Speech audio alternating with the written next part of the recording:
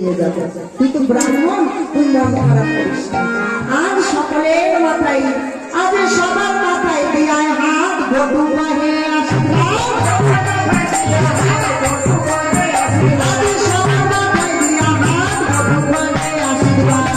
দর্শন করে সুন্দরভাবে কি করছে, যুগল বন্দনা করছে।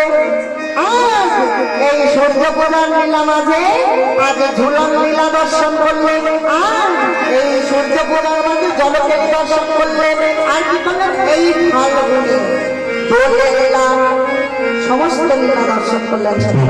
এক সখী ঝুলা যুগল